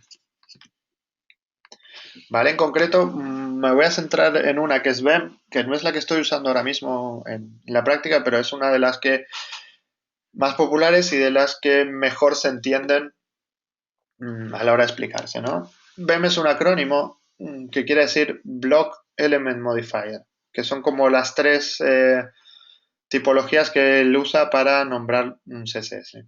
Entonces, en el ejemplo que vemos aquí, podemos ver que el elemento, o sea, el componente, o lo que él llama block, es este sistema de pestañas y a su vez, dentro de ese sistema de pestañas, cada pestaña es un elemento. Entonces, un componente entero sería un bloque y un elemento sería como una parte de ese componente que si la quitamos de dentro de ese componente pierde sentido, ¿vale? No funciona o no tiene sentido fuera del componente que la engloba. Esto para diferenciar cuando tenemos dos componentes anidados, como veíamos en la slide anterior. Por ejemplo, ¿dónde estaba? Aquí. Por ejemplo, el componente de búsqueda o el componente de login no son elementos del head, porque si nosotros los llevamos a otro sitio funcionan igual, tienen entidad propia. En cambio, por ejemplo, el botón en el componente de búsqueda o una de estas pestañas pueden ser elementos del componente que las engloba, porque si los quitamos de ahí, por sí solos no tienen mucho sentido. ¿Vale? Por ahí el caso del botón no es el mejor ejemplo porque un botón sí que tiene sentido por sí solo, pero bueno, creo que el concepto se entiende. Entonces, ¿qué nos propone BEM? ¿No? BEM nos propone que nombremos de esta manera, que nombremos el nombre del bloque separado por guiones, que usemos dos guiones bajos para nombrar un elemento que contiene ese bloque y dos guiones altos para nombrar un modificador. Vale, hablé de bloques y hablé de elementos, no hablé de modificadores. ¿Qué es un modificador? Un modificador es una variante que puede tener ese componente. Por ejemplo, imaginaos el caso de un botón. Podemos tener el botón normal y un modificador que sea el botón de alerta, ¿no? Que lo que hace es pintármelo de rojo y ponerle el texto en negrita, por ejemplo. Los dos son botones, pero uno es una variante. ¿Vale? En SAS, una manera bastante bonita de agruparlos es usar lo que se llama BEM nesting, que hace uso del ampersand, que es lo que usa SAS para encadenar las cosas, y que nos permite anidar y tener las cosas ordenadas, que se puedan plegar y todo, sin aumentar la especificidad del selector una vez compilado. Por ejemplo, aquí podemos tener el selector de elemento anidado dentro del nombre del bloque que lo contiene y el modificador, pero si os fijáis aquí abajo, a la hora de compilar, la especificidad va a ser plana, o sea, van a tener solamente especificidad de una clase. Entonces el código nos queda más ordenado, lo podemos, por ejemplo, colapsar en un editor de texto, podemos moverlo y se moverá todo junto, pero no nos está aumentando la especificidad como si nos aumentaría hacer un nesting de la manera normal, ¿no? Poniendo, por ejemplo, otra clase aquí. Entonces, por ejemplo, ¿cómo podría ser un ejemplo de refactor? Tendríamos este componente en un grupo de tabs, uno afectando a las li, que están justo debajo, otro afectando a los links y otro, el último, a un link selected. Vale, si bien es verdad que estos selectores no son los peores del mundo, ¿no? Son selectores más o menos normales, pero aún así, por ejemplo, si el día de mañana yo quiero cambiar algo con el selected o puedo tener problemas, ¿no? Si quiero afectar al first child o alguna cosa así, ya me tengo que estar mirando el orden de las cosas o igual haciendo algún refactor, ¿no? Si en cambio ah, pasamos todo esto a sistema BEM, pues tenemos que el tab group es un tab, después dentro tenemos el link y un link selected. Además de que esto es mucho más autodocumentado. Nosotros aquí sabemos que el li en este caso, eh, que tenemos aquí arriba, se va a representar sin tener que ir y mirar el diseño ya, o sea, cómo se pinta la página en el navegador. Ya sabemos que esto se verá como un tab, que esto hará referencia al link que está dentro, será la parte clicable, probablemente lleve el hover, se lo tengamos que poner a este elemento. Y bueno, que este es uno seleccionado y la especificidad de todos estos selectores es la misma. O sea que aquí siempre va a aplicar la cascada y el que va a ganar, si afecta a lo mismo, será el último. Nos tenemos que preocupar de que algo que esté por aquí arriba tenga más especificidad. Nahuel, Sí, tenemos un par de preguntas. Una de ellas, Patricia, que no acaba de entender muy bien el tema del modificador, pero espera un poco porque quizás con este ejemplo del selected que tenemos aquí al final le ha ayudado como ejemplo para entender un poco lo del modificador. Confírmanos, Patricia, si es así, y mientras ella responde, Óscar preguntaba que leí que no debería haber más de 3 elementos en los selectores. ¿Hasta qué número de selectores recomiendas como máximo? a ver, un poco lo que decía antes, siempre mantenerlo lo más bajo posible. Si podemos poner una clase hasta el final, es mejor poner. Puede que tengamos más selectores en casos concretos, por ejemplo, que podamos usar alguna librería como Modernizer que nos va a aplicar clases en el body, entonces vamos a tener que poner condicionales ahí. O, por ejemplo, alguna clase de estado que podamos cambiar por JavaScript. Por ejemplo, si abrimos un menú desplegable y le asignamos cuando está abierto una clase por JavaScript que sea isOpen, pues tendremos dos selectores. Pero claro, sabemos que siempre que esté abierto vamos a querer que se vea de esa manera, entonces nos puede ayudar ahí que tenga una especificidad mayor porque vamos a sobreescribir. Pero siempre que podamos mantener la especificidad lo más plana posible, mejor. Mm, Perfecto. vale, y Patricia comenta si realmente le podrías hacer un resumen de la parte del modificador. sí, por ejemplo, vamos a verlo. No sé qué pasa, que no me vuelve el slide. Ahí está. Aquí, por ejemplo, ¿qué sería un modificador? En este caso, el tab número 3.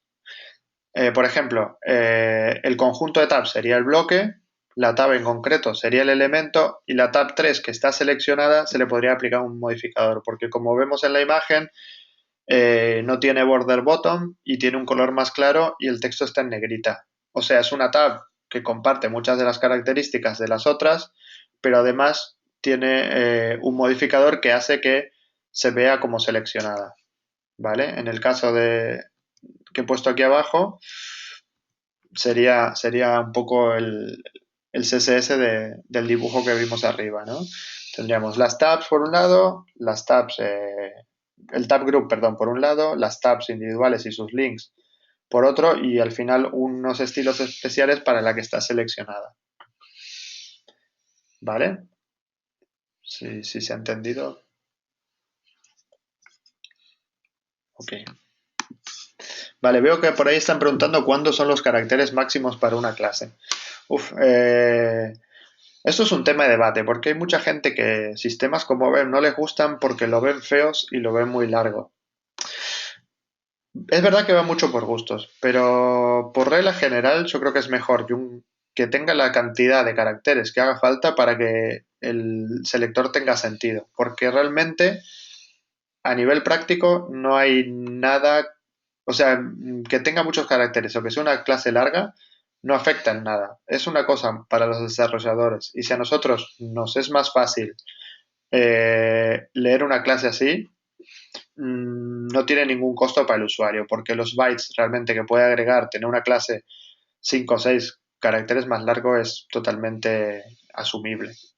Pero si eso nos ayuda a que el código sea mucho más mantenible y la clase se entienda bien, es mejor que sean larguísimas. O sea, no realmente es una cosa que tenéis que llegar de acuerdo con vuestro equipo, pero no os tendría que preocupar. Lo que sí puede pasar es que si vemos que estamos teniendo, por ejemplo, elementos dentro de elementos o clases muy largas o cosas así, puede que nos esté indicando que igual podemos partir ese elemento en pequeños subcomponentes. Puede ser un indicativo. Pero bueno, sería un caso concreto, ¿vale? Nos puede dar una pista que igual tenemos una clase larguísima, es que no estamos haciendo algo bien o no estamos usando bien los nombres. Pero a nivel práctico no afecta en nada. De hecho, se me ocurre un ejemplo de lo que estás comentando. Si este tag group lo quisiéramos hacer muy específico que a nivel literal, si ponemos que este es el tag group del header del candidato cuando está logado en la campaña de ofertas, punto link, evidentemente ese selector es demasiado específico. O sea, no vamos a utilizar ese selector en otra página web. Entonces, ahí es un claro ejemplo de especificidad que nos estamos marcando nosotros directamente con el nombre del selector. Además, si un selector tiene tantas condiciones, por ahí ya no tiene que ser el mismo componente, sino que tiene que ser un componente diferente, ¿no? Porque es tan diferente que no vale la pena intentar forzar a que con 4 modificadores me cambie todo, ¿no? Por ahí se puede tratar de otro componente. Um, vale. Fernando pregunta, la razón sería porque usar un ID para estilar lo hace demasiado específico. Creo que vale, antes pone en qué caso se aconseja usar una clase y no un ID. Vale. ¿Por qué se desaconseja usar un ID? Porque realmente el ID pone una especificidad muy fuerte. Es decir, si yo tengo un ID, por más que le ponga 20 clases, no lo voy a poder sobreescribir. Además, usar un ID nos está diciendo que ese componente no es reutilizable porque no lo voy a poder usar más de una vez por página, porque si yo tuviera una misma ID dos veces en una página, estaríamos hablando de HTML inválido. Y bueno, a veces nos puede parecer que un componente no lo voy a usar realmente nunca más en una página, pero bueno, muchas veces nos puede sorprender cuando hablamos de un código escalable, usar selectores de ID no es escalable, porque hoy día, al día de hoy que lo estoy montando, por ahí solo tengo uno en esa página, pero por ahí el día de mañana cambia el diseño, cambia el proyecto y necesito más de una aparición de ese componente en la misma página. Y por otro lado, porque realmente tener un ID no aporta nada, o sea, no hay nada que yo pueda hacer con un ID que no pueda hacer en una clase. Entonces, no tiene ninguna ventaja por la que podría necesitar usar un ID, ¿no? Básicamente esas son las razones. O sea, me trae un montón de problemas y no me da nada extra que no pueda hacer con una clase. Vale, no sé si hay más preguntas, pero si no, sigo avanzando. Eh, vale, aquí os puse, Podemos avanzar. sí, os puse unos enlaces. Uno que habla sobre cómo nombrar las cosas y que realmente es muy difícil nombrar las cosas en CSS. Este enlace es interesante porque habla de los propósitos que puede tener una clase y si, por ejemplo, tenemos que usar por comportamiento, o sea, por lo que hace una clase o por cómo se ve. Bueno, habla un poco de cómo poner nombres de clase. Está para reflexionar, está interesante. Ah, el segundo artículo es muy interesante y es el que si me da tiempo me gustaría volver sobre él porque propone usar unos namespaces, o sea, unos prefijos delante de las clases, una vez más, para indicarnos qué es lo que hace cada clase. Si no lo llegamos a ver en esta sesión porque se alarga, os recomiendo mucho que volváis sobre este artículo y lo miréis con detenimiento. Luego tenemos Suite, que es una variante de BEM, de hecho es la que estamos usando nosotros ahora mismo en el trabajo, que da unos nombres de clase un poquito más bonitos que BEM, pero más o menos funciona igual. Y hace uso de los camel case, o sea, de poner mayúsculas y minúsculas en vez de guiones. Por el resto es bastante similar a BEM, ¿no? Ponemos el nombre del componente y el nombre del elemento, en vez de ponerlo con 2 guiones bajo, lo separamos con uno, porque como no estamos usando guiones en los nombres, podemos usarlo aquí. Y el modificador se escribe igual. Y bueno, antes hablaba de los namespaces estos de Harry Roberts, sería algo así, U guión. Él propone más en el artículo que les comentaba, pero el concepto es ese, ¿no? En este caso estamos diciendo que esta clase es una utilitaria. Antes, lo que hablábamos antes de las 7 carpetas, las clases utilitarias las podemos ver así, ¿no? Si leéis el artículo completo, el segundo, se va a entender mejor. Y por último, SMAX, que es otra metodología de nombres de clases. Es un poquito más antigua, yo creo que se ha quedado un poco desfasada, pero el libro que lo comenta habla mucho de arquitectura, es bastante interesante. Aunque no acabemos usando este sistema exactamente, vale la pena echarle un vistazo porque nos puede ayudar mucho a organizar nuestro código. Comentar eso, que es un poco antiguo y que algunos de estos conceptos se han mejorado, pero aún así sigue siendo interesante. Vale, entonces hasta aquí llegan las slides. Entonces, ¿cómo continuar? ¿No? Vale, tenemos aprendido todo esto y tenemos que aplicarlo a nuestro código. Algunos consejitos que os doy, ¿no? Primero es aprender y adaptar. Os he puesto muchos ejemplos de nomenclaturas, de frameworks y seguramente veréis más a lo largo del curso.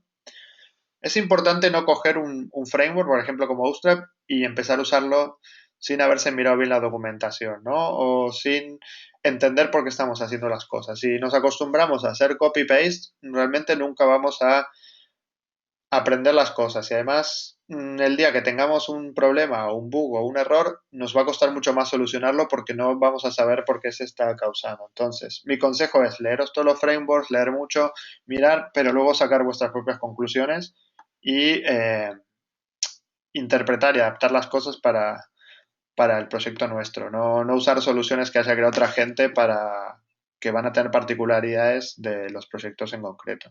Pero sí es importante leer mucho para poder cada día hacer las cosas mejor. Después otra cosa es practicar, ¿no? ¿A qué me refiero aquí con practicar?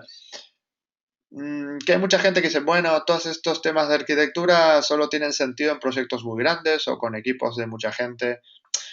Yo creo que es lo mejor que se puede hacer es aplicar todos estos conceptos cada vez que tengamos un proyecto, aunque sea un pequeñito, aunque sea nuestra página personal y que solo la voy a ver yo y mi mamá. Bueno, igualmente es bueno acostumbrarse a usarlo. ¿Por qué? Porque el día que las necesitemos realmente ya las vamos a tener incorporadas y no vamos a tener que pensar a la hora de aplicarlas.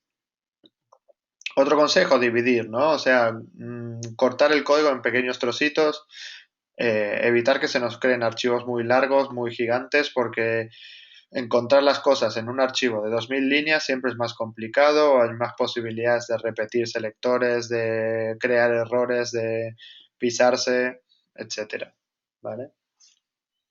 Entonces, cortar siempre el código en pequeñitos. Documentar. Hablamos de documentar, de usar clases que tengan nombres con sentido, pero también cuando estemos haciendo alguna cosa que no se entienda, poner comentarios explicando por qué hemos hecho lo que hemos hecho. Si hemos visto algo en un artículo y lo hemos aplicado, yo suelo poner en los comentarios el link al artículo que lo explica para que otra persona que vea ese código pueda ir y entender por qué está ahí. Y además documentar es una forma de reflexionar sobre lo que acabamos de escribir y fijar los conceptos. Es decir, es como un poco como dar clases, ¿no? Explicarle algo a otra persona hace que nosotros mismos lo podamos entender mejor. Y por último, lo que comentaba al principio, hacer un refactor todo el tiempo, o sea, volver y revisar las buenas prácticas, ¿no? Las buenas prácticas son algo que van cambiando en el tiempo, se van revisando, se van mejorando, entonces volver sobre nuestro código y siempre que podamos ir mejorándolo, ¿no? No hace falta que cada vez que leemos un artículo vayamos y cambiemos todos nuestros CSS para aplicar lo que hemos leído esa semana, pero sí ir quitando, por ejemplo, si vamos encontrando patrones comunes o podemos abstraer algo como un componente, algo que pensamos que no se iba a reutilizar, ahora vemos que sí, pues lo cogemos y nos lo llevamos y lo sacamos como un componente aparte o pasamos algo a una variable o mejoramos un selector, bueno, siempre que podamos ir refactorizando, no ir agregando código, por ejemplo, pisando con especificidad y a base de importance, sino intentar volver hacia atrás.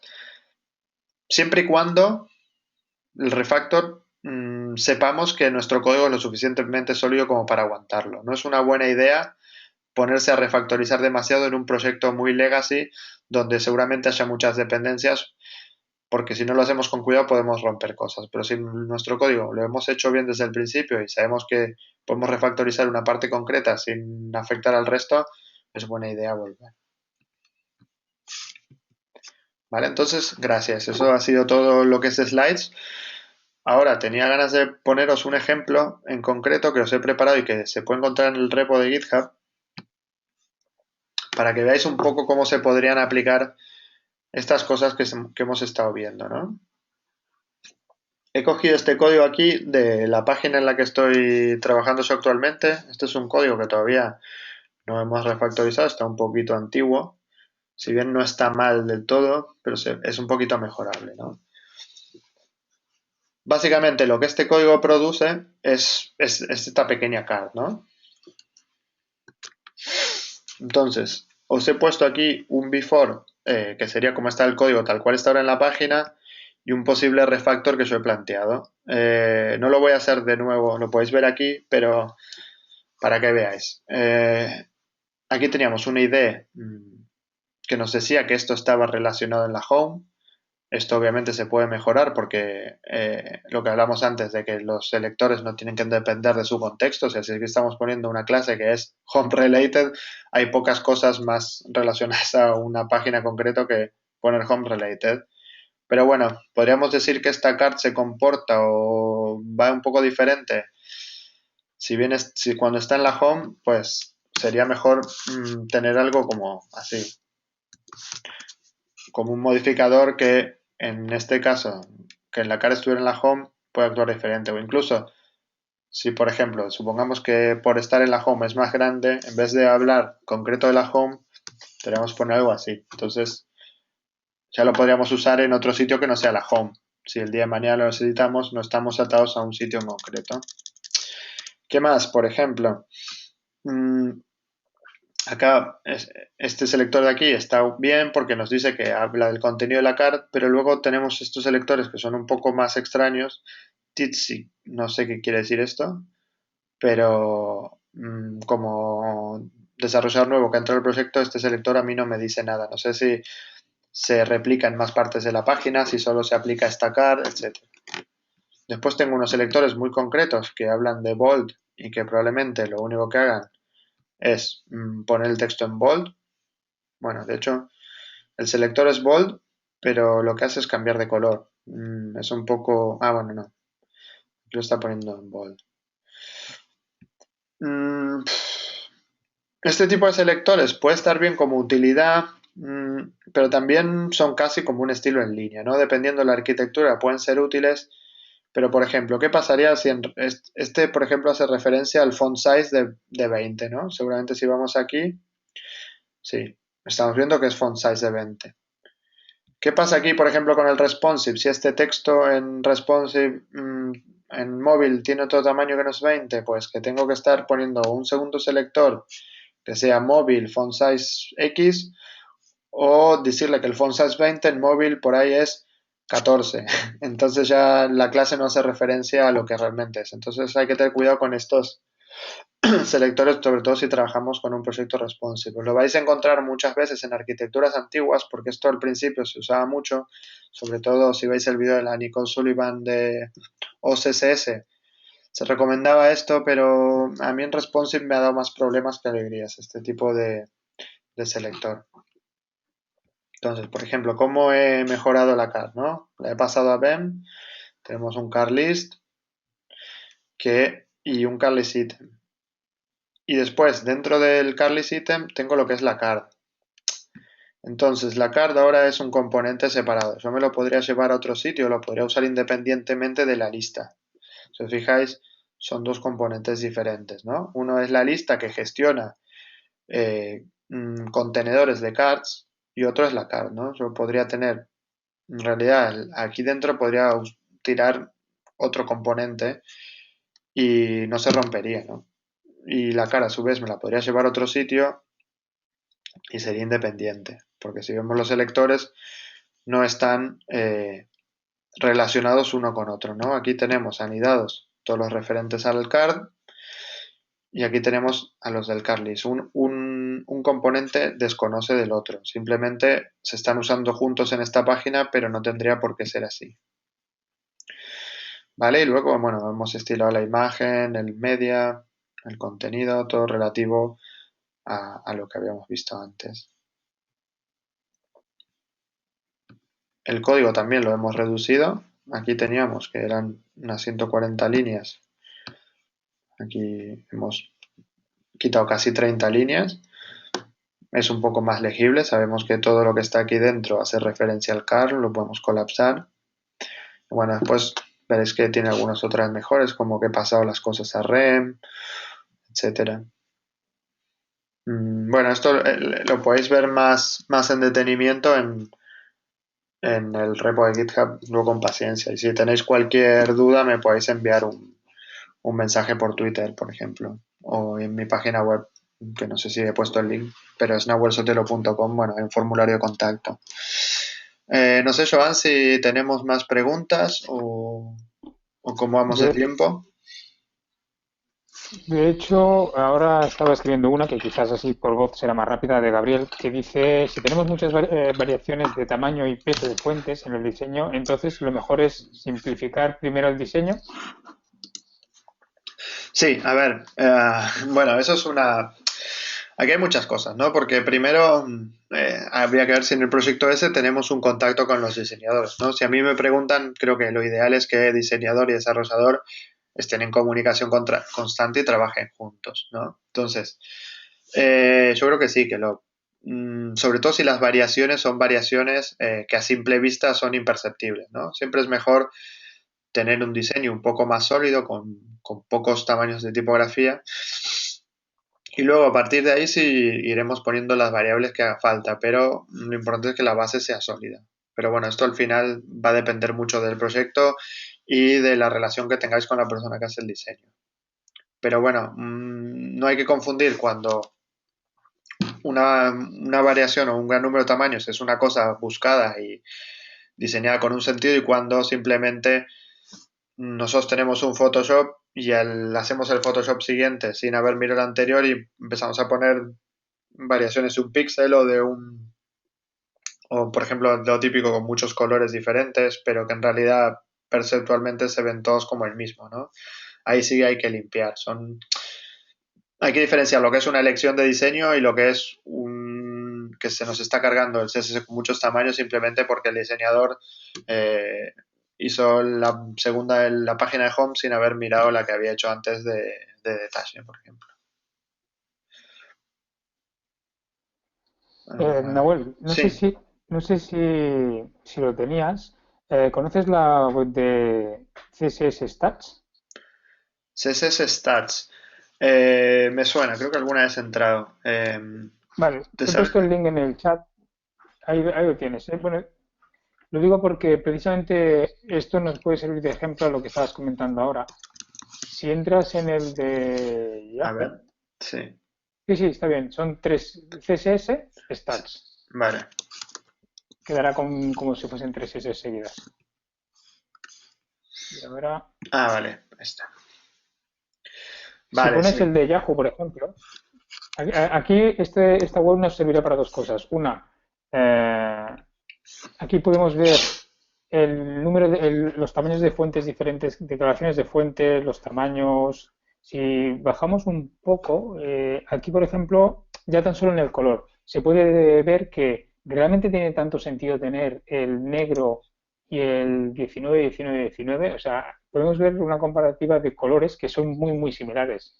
Aquí nos puede ayudar a sentarnos al lado del diseñador y decirles, tenemos aquí, fijaros que el segundo es el blanco con tres Fs en minúscula y luego en la cuarta línea, el segundo empezando por la derecha, tenemos el blanco con las tres Fs en mayúscula y es el mismo color. Bueno, el otro es una transparencia que quizás sí que tenga Sí. sentido, pero aquí se pueden ver tanto eso, colores de background, y nos puede servir con el diseñador para decir, ¿realmente tiene sentido esta similitud? Y aquí las fuentes.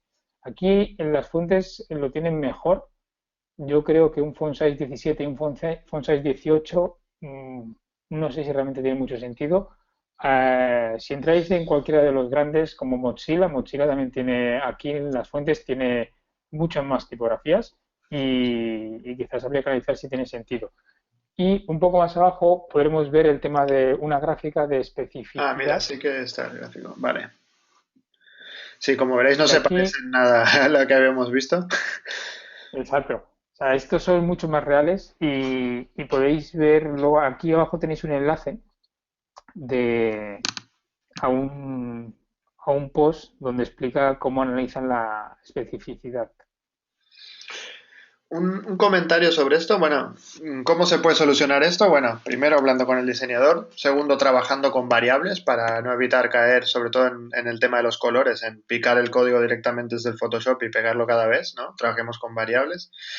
Y por último, una cosa que es bastante interesante que estuve leyendo últimamente y que de hecho en una de las charlas que os puse, Harry Roberts la comenta, hay que tener cuidado con no obsesionarse demasiado con las declaraciones, con la cantidad de veces que declaramos un font size. Es decir, mientras el peso sea el mismo, repetirlo a lo largo de nuestro sitio no es tan grave. Si nosotros lo tenemos almacenado, por ejemplo, en una variable. ¿Por qué? Porque esto después, la compresión gzip, cuando mande nuestra web, lo va a reducir mucho porque trabaja por repetición. Otra cosa diferente sí es lo que decía Joan, de no tener colores que son casi iguales, pero en realidad no son iguales, porque eso, estas dos cosas, aunque me puedan parecer el mismo color, por ejemplo, no sé, este y este de aquí, sí que realmente el gzip, al ser valores diferentes, nos lo va a comprimir y nos va a cargar más el peso del archivo, además de que va a ser más difícil de mantener si el día de mañana lo quiero cambiar. Pero si realmente tenemos font size 18 repartido muchas veces en todo el sitio, porque lo tenemos en una variable o en un mixing que estamos usando, no es tan grave. Y entonces, datos como este, como cantidad de declaraciones de font size, o bueno, había por aquí alguna, no son las que más nos tienen que preocupar. ¿Vale? No sé si eso se ha entendido. Pero bueno, tener en cuenta eso, que si el valor es el mismo, o sea, cuando hablamos de no repetirse, hablamos de no tener el mismo valor repartido por todo el sitio. Pues usamos cosas como variables o mixing, no es tan grave. ¿Vale?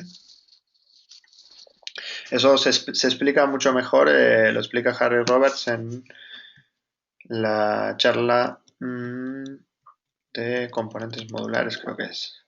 No. Bueno, en una de las que os he puesto por aquí.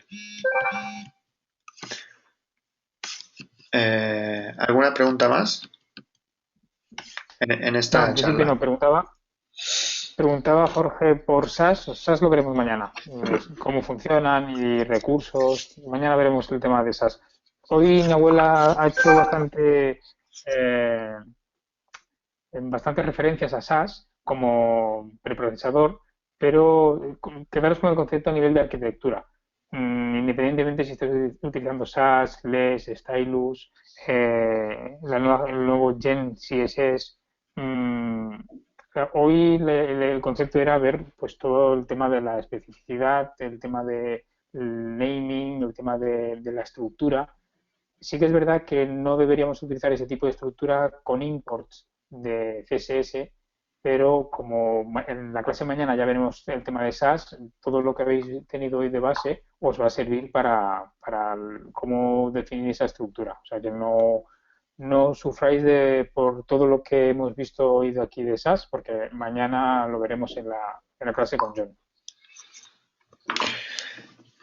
Vale, sí, yo contaba con que iban a ver SaaS y seguramente algunas de las cosas que vimos de LinkedIn o de optimizaciones también las van Ujú. a ver en las clases correspondientes de automatización. Pero bueno, quedaros con qué se pueden usar o cómo se pueden usar y luego ya veréis la implementación técnica concreta.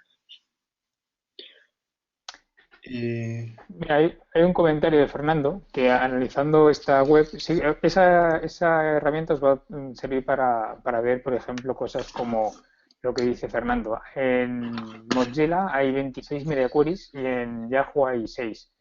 Es muy posible que Mozilla, al ser un proyecto donde trabaja mucha gente y muy colaborativo, esa parte, una de dos, o no la tengan muy controlada o a la hora de generar el archivo CSS está teniendo en cuenta muchos dispositivos de diferentes páginas y quizás en esa primera home no hace falta cargar todos esos media queries.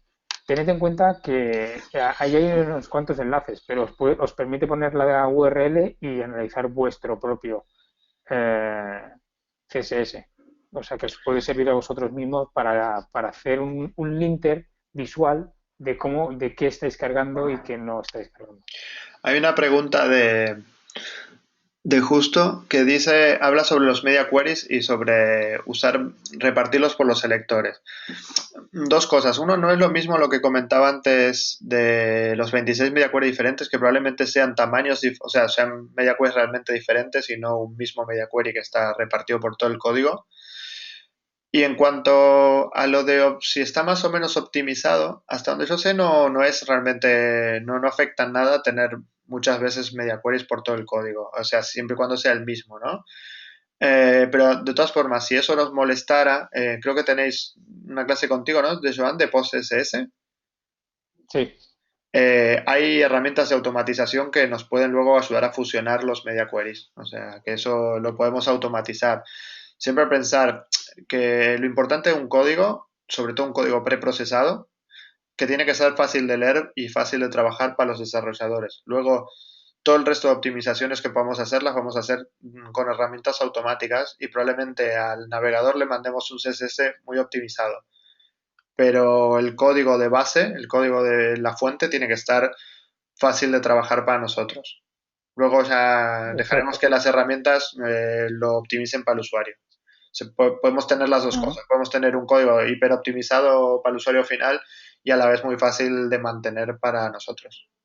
Hay que intentar tener las dos cosas. Exacto. El tema de los media queries es cierto que no afecta al rendimiento del navegador, no es ningún problema. Sí que es verdad que si tuviéramos que luego coger ese CSS resultante para utilizarlo, entonces sí que sería feo para nosotros, porque veríamos muchos media queries por ahí mezclados y nos parecería que están muy duplicados. Es cierto que esos 26 media queries que comenta Fernando de Mozilla son media queries de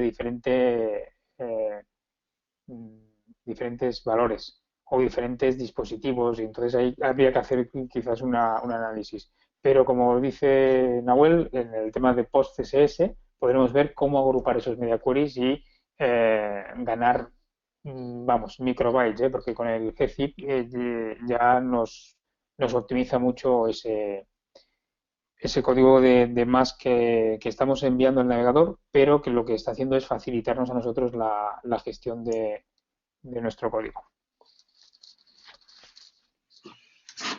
¿Tenías algo más, Nahuel, No, en para principio comentar? no, porque no me va a dar tiempo. Quería que se miraran. Recomiendo en serio leer el artículo este. Lo voy a comentar muy rapidito. Porque me gustó mucho. Fue Si de lo... quieres, Nahuel, ¿Sí? ¿Cómo? digo, si quieres, yo con el tema de boilerplate les puse un ejercicio. Ajá. Si crees que en base al artículo pueden preparar algún tipo de ejercicio y que lo pongan en sus repositorios, pues puede quedar ahí esa Bueno, ahora ideas. mismo no tengo nada en mente, pero si quieren, por ejemplo, hacer algún refactor de un código y mandarme para que les haga alguna comentario o algún code review, siempre estoy disponible. No sé, me podéis o mencionar en GitHub o si no, mandar, como decía, un Twitter privado o, bueno, un Twitter privado no van a poder, pero una mención en Twitter o por mi página de contacto, un mensaje y me comprometo en la medida que pueda más o menos rápido, pero sí a contestarles algo.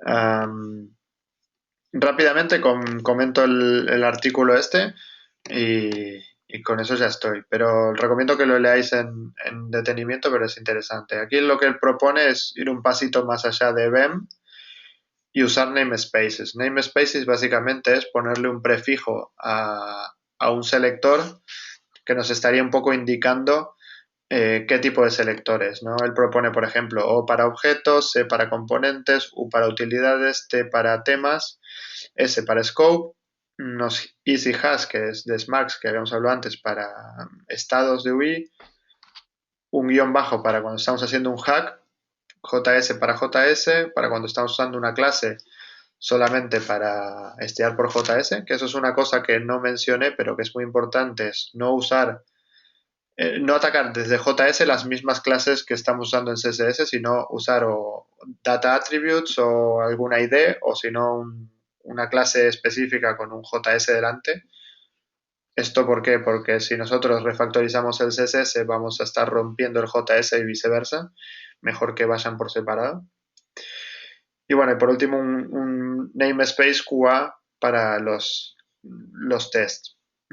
Lo bueno de este artículo no es tanto que vayamos a usar finalmente estos namespace en nuestro proyecto, los podemos usar o no, sino la reflexión que hace sobre los tipos los tipos de selectores que podemos tener, o mejor dicho, las funcionalidades que pueden cumplir un selector. Eso es lo más interesante del artículo. Luego ya si usamos o no finalmente namespace, será si queremos o si va con la arquitectura, pero sobre todo para entender que a veces podemos estar hablando de un objeto, de un utilitario, de un scope, etcétera. Para eso es que va muy bien este artículo. Recomiendo, es bastante larguito, recomiendo mirarlo con detenimiento porque es muy interesante. Y si no hay más preguntas, a ver, eso No, en ya principio no. estaría. Hablan de Flexbox aquí, no sé. ¿Hay alguna norma Sí, que has comentado? Va, optimización. sí, bueno, preguntaba Fernando que si había alguna norma o recomendación o optimización en el sistema para crear layouts, si Flexbox, Grid, etcétera. Flexbox, entre Flexbox y Grid, sí, Flexbox, porque ahora mismo el Sí. soporte que tenemos de Grid es solo con Internet Explorer. Curiosamente. Para layout de una página, Flexbox por ahí aún es un poquito pronto, pero Flexbox va muy bien para componentes concretos. Por ejemplo, que estuvimos hoy hablando de componentes. Sobre todo a Ujú. mí me gusta mucho en particular la función de Flexbox de no solo toda la parte de alinear y tamaños responsive, eso está muy bien, pero me gusta mucho la parte de orden. Flexbox tiene una opción que permite intercambiar el orden de los componentes de las partes en CSS, que es muy chula sobre todo para poder mantener el markup ordenado, el HTML bien semántico y a la vez poder mover las cosas por CSS sin alterar. Pero igualmente siempre recomiendo sí usar algún sistema de grid. Si es con floats o si es con flexbox, eso depende, pero sí usar alguno. A mí personalmente me gusta mucho SUSI, pero también, por ejemplo, Bootstrap tiene su sistema de grid o Foundation. SUSI no es tanto un sistema de clases como una librería de mixins. A mí este me parece bastante potente. Si Ujú. no, el de Bootstrap está muy bien también. O no sé, Joan, si te acuerdas, bueno, el de Foundation, hay varios.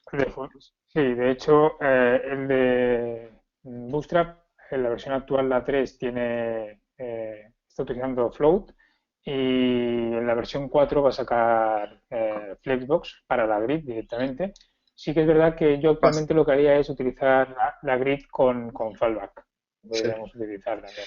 De hecho, seguramente Bootstrap 4 sea opcional, ¿no? Tengas alguna configuración para decirle si quieres que... Creo que SUSI también están trabajando en una versión de Flexbox que se va a poder cambiar por configuración. Mm. Creo que va a ser lo que se va a venir ahora dentro de poco, ¿no? Los sistemas de grid van a ir migrando de a poco a Flexbox.